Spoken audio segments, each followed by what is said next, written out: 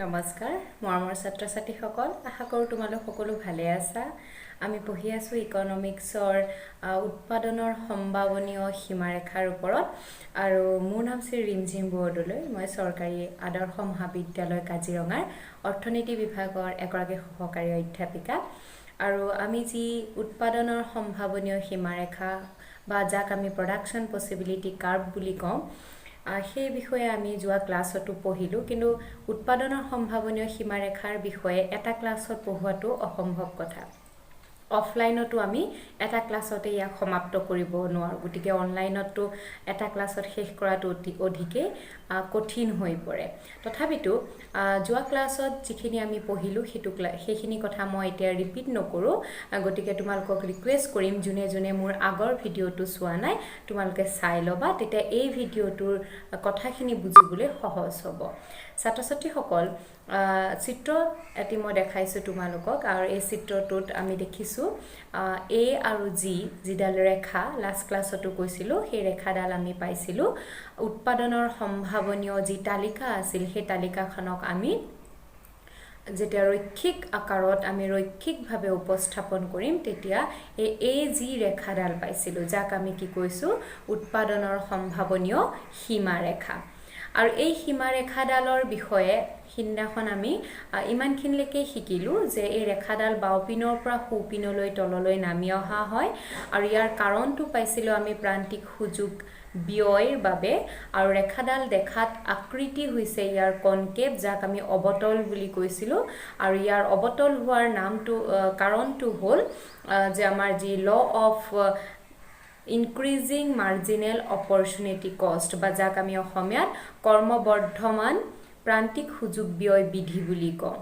ছাত্ৰ ছাত্ৰীসকল আজি আমি পঢ়িম এই ৰেখাডালৰ কিছুমান কথা যিখিনি আগৰ ক্লাছত কোৱা নাছিলো ৰেখাডালত থকা যিখিনি আমি বিন্দু দেখিছো A B C D E F বা নাম নথকা অসংখ্য বিন্দুৰে যেহেতু এডাল ৰেখাৰ সমষ্টি হয় তা আমি ধৰি লওঁ যিডাল ৰঙাকৈ যিডাল ৰেখা আমি দেখিছো সেই ৰেখাডালত অসংখ্য বিন্দু আছে A B C D E F ৰ বাহিৰেও আৰু তাত বিভিন্ন বিন্দু আছে আৰু সেই বিন্দুসমূহে weapon আৰু ব্ৰেড ইয়াত যেহেতু আমি weapon y axisত বন্দুক বাৰুদৰ কথা কোৱা হৈছে আৰু x axisত আমাৰ খোৱা কি কৰিছে ব্ৰেডটো মিজাৰ কৰিছে ইয়াত সেই যুদ্ধ সামগ্ৰী আৰু ব্ৰেডৰ উৎপাদনৰ অসংখ্য সংমিশ্ৰণ বুলি মই কম যে ইয়াত বিভিন্ন সংমিশ্ৰণ বিলাক কি কৰিছে এডাল ৰেখাই দেখুৱাই আছে যিডাল ৰঙা ৰঙেৰে আমি দেখাইছো যাক আমি নামটো কি দিছো PPC প্ৰডাকচন পসিবিলিটি কাৰ্ভ আৰু এই PPC কাৰ্ভডালে weapon আৰু ব্ৰেড উৎপাদনৰ ম্যাক্সিমাম লেভেল অফ প্ৰডাকচন খিনি দেখাই আছে যিয়ে এটো বুজাইছে যদি আমি আজি যিকোনো এটা কম্বিনেশন চুজ কৰো A যদি চুজ কৰো বা B C D E F যিকোনো এটা কম্বিনেশন চুজ নকৰো কেলৈ ই কি বুজাব যিখিনি আমাক সম্পদ দিছিলে যিখিনি আমাক প্ৰযুক্তি জ্ঞান দিয়া আছে সেই প্ৰযুক্তি জ্ঞান আৰু সম্পদৰ সম্পূৰ্ণ ব্যৱহাৰ হোৱা বুজায় অৰ্থাৎ উৎপাদনৰ সম্ভাৱনীয় সীমা ৰেখাডালত যিখিনি বিন্দু থাকে সেই বিন্দুৱে দুটা দ্ৰব্য উৎপাদনৰ সৰ্বাধিক উৎপাদনসমূহ দেখুৱায় আৰু সেই উৎপাদনে এটো বুজায় যে যিখিনি সম্পদ আমাক দিছিলে যিখিনি আমাক প্ৰযুক্তি জ্ঞান দিছে হে তাৰ কি হ'ব সম্পূৰ্ণ ব্যৱহাৰ হ'ব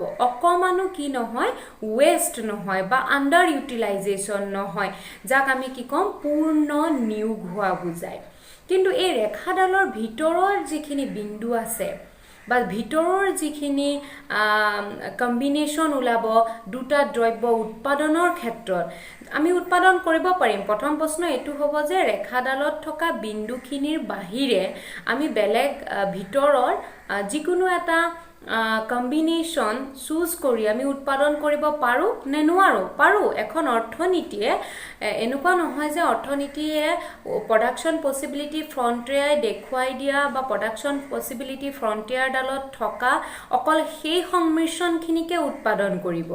ই ভিতৰত থকা যিখিনি সংমিশ্ৰণ থাকিব, ভিতৰত থকা যিখিনি জোঁট থাকিব, ৱেপন আৰু ব্ৰেডৰ যিখিনি কম্বিনেশ্যন থাকিব উৎপাদনৰ, সেইখিনিও সি উৎপাদন কৰিব পাৰিব।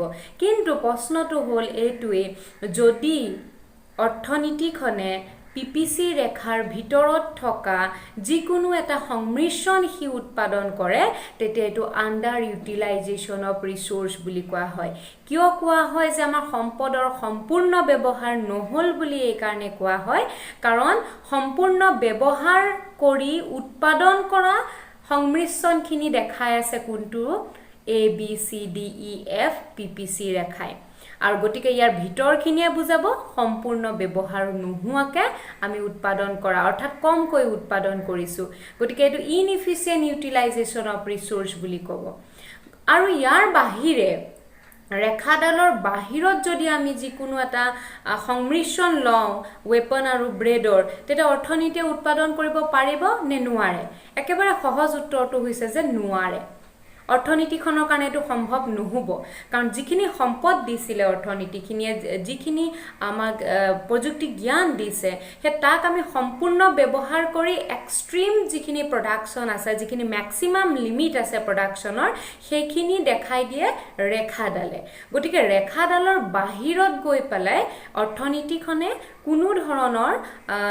কোনো ধৰণৰ সংমিশ্ৰণ কি কৰিব নোৱাৰে? উৎপাদন কৰিব নোৱাৰে। গতিকে ছাত্ৰ ছাত্ৰীসকল, এই চিত্ৰটোৰ পৰা আমি এইটো কথাই বুজি পালোঁ যে উৎপাদনৰ সম্ভাৱনীয় সীমা ৰেখাডালত থকা বিন্দুখিনি যদি যিকোনো এটা সংমিশ্ৰণ আমি উৎপাদন কৰোঁ, ই বুজাব সম্পদৰ সম্পূৰ্ণ ব্যৱহাৰ হোৱা। যদি ৰেখাডালৰ ভিতৰৰখিনি যদি আমি উৎপাদন কৰোঁ, তে ই বুজাব সম্পূৰ্ণ ব্যৱহাৰ নাই হোৱা, আমাৰ সম্পদৰ সম্পূৰ্ণ ব্যৱহাৰ হোৱা নাই। গতিকে ই উৎপাদনৰ পৰিমাণটোও কম হ'ব আৰু ৰিচোৰ্চবিলাক আণ্ডাৰ ইউটিলাইজেশ্যন হ'ব। আৰু ৰেখাডালৰ বাহিৰততো আমি উৎপাদন কৰিবই নোৱাৰোঁ, কাৰণ মেক্সিমামখিনি দেখাই দিয়ে ৰেখাডালে। গতিকে বাহিৰৰ যিকোনোৱে সংমিশ্ৰণ নহওক কেলৈ আমাৰ অৰ্থনীতিখন কি হ'ব? অসক্ষম হ'ব, অৰ্থাৎ আনএবল টু প্ৰডিউচ হ'ব। গতিকে এইখিনিলৈকে আমি বুজি পালোঁ।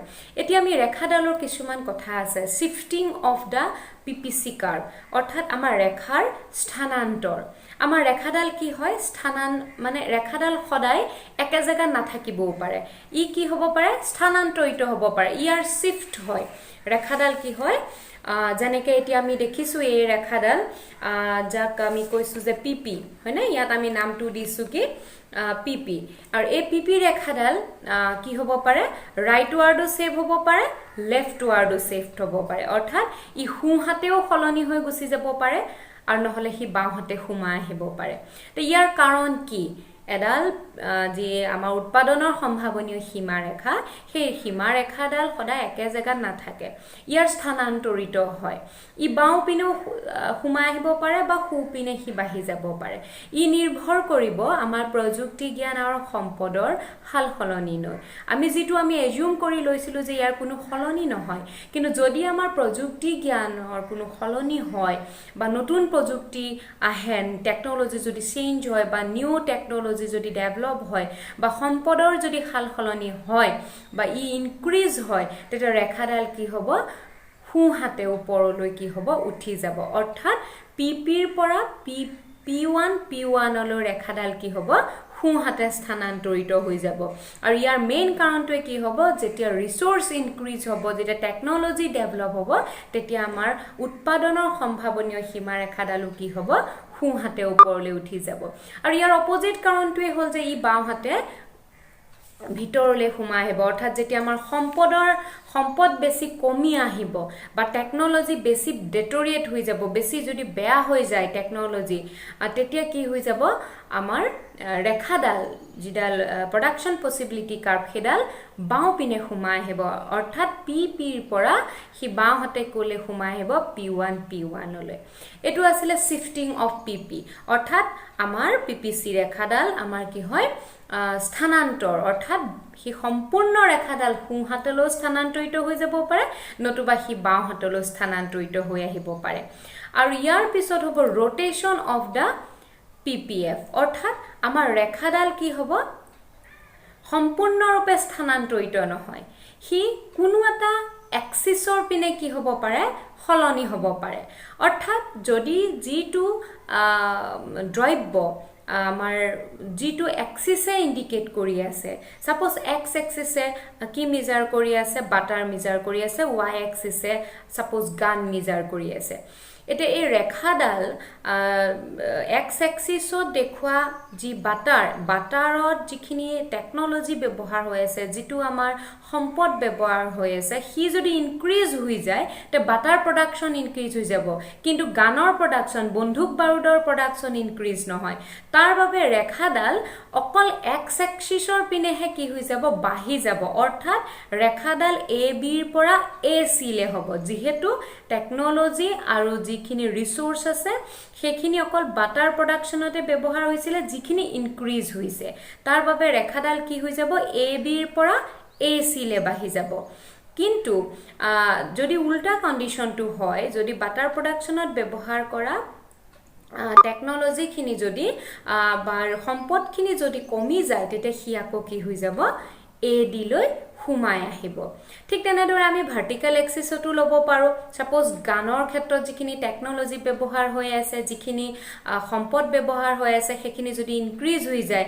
তেতিয়া আমাৰ পিপিসি কাৰ্ভডাল কি হৈ যাব ওয়াই এক্সিছৰ পিনে স্থানান্তৰিত হ'ব ওয়াই এক্সিছৰ পিনে সলনি হৈ যাব অৰ্থাৎ হি বি এৰ পৰা বি সি লে গুচি যাব আৰু ইয়াৰ উলুটাটো হ'ব যদি সেইখিনি সম্পদৰ নাটনি হয় বা টেকনলজি খিনি যদি আমাৰ কি হৈ যায় বেয়া হৈ যায় তেতিয়া কি হৈ যাব হি আকৌ বি এৰ পৰা বি দিলে কি হৈ যাব হুমাই পৰিব গতিকে ছাত্ৰ-ছাত্ৰী সকল এখিলেকে আমি বুজি পালো যে পিপিসি ৰেখাডালত থকা বিন্দুখিনিয়ে কি হুচাই আছে পিপিসি ৰেখাডালৰ ভিতৰৰ বিন্দুখিনিয়ে কি বুজায় আৰু পিপিসি ৰেখাৰ বাহিৰত আমি উৎপাদন কৰিব পাৰো নে নোৱাৰো তাৰ পিছত আমি পঢ়িলো যে পিপিসি ৰেখাডালৰ স্থানান্তৰৰ কাৰণসমূহ ই স্থানান্তৰ হ'ব পাৰে নে নোৱাৰে আৰু ইয়াৰ কি পঢ়িলো আমি ৰোটেশন বিলাক অৰ্থাৎ ৰেখাডাল সম্পূৰ্ণ স্থানান্তৰ নহয় কোনো এটা অক্ষৰ পিনে ই কি হৈ যায় স্থানান্তৰিত হৈ যায় গতিকে এখিলেকে আমি পঢ়িলো ইয়াৰ পিছত আমি পঢ়িম যে আমাৰ অৰ্থনৈতিক যিখিনি সমস্যা আছে সেই সমস্যাৰ লগত আমাৰ পিপিসি ৰেখাডাল কিদৰে জড়িত বা পিপিসি ৰেখাৰ জৰিয়তে আমি আমাৰ অৰ্থনৈতিক সমস্যাসমূহ কিদৰে আমি অধ্যয়ন কৰিব পাৰো তে এই বিষয়ে মই ইয়াৰ পিছৰ ক্লাছত তোমালোকক ভালদৰে বুজাই দিম অকমানকে পঢ়ি গৈছো কাৰণ বেছিকে যদি ভিডিওটো দীঘল কৰিবলৈ যাও তেতিয়া অকমান বুজাটো অসুবিধা হয় সেইবাবে আজিৰ অধ্যায়টোত আমি পঢ়িলো যে পিপিসি ৰেখাডালত থকা বিন্দুৱে কি বুজায় বাহিৰৰ বিন্দুৱে কি বুজায় ভিতৰৰ বিন্দুৱে কি বুজায় আৰু ইয়াৰ স্থানান্তৰ আৰু ৰোটেশনৰ বিষয়ে পঢ়িলো এতিয়া আমি ইয়াৰ পিছৰ যি মই ক্লাছ হ'ব তাত পঢ়াম যে অৰ্থনৈতিক সমস্যাসমূহ পিপিসি ৰেখাৰ জৰিয়তে আমি কিদৰে আলোচনা কৰিব পাৰো তে এইখিনিলৈকে পঢ়াই মই আজিৰ ক্লাছটো ইয়াতে সামৰণি মাৰিছো ধন্যবাদ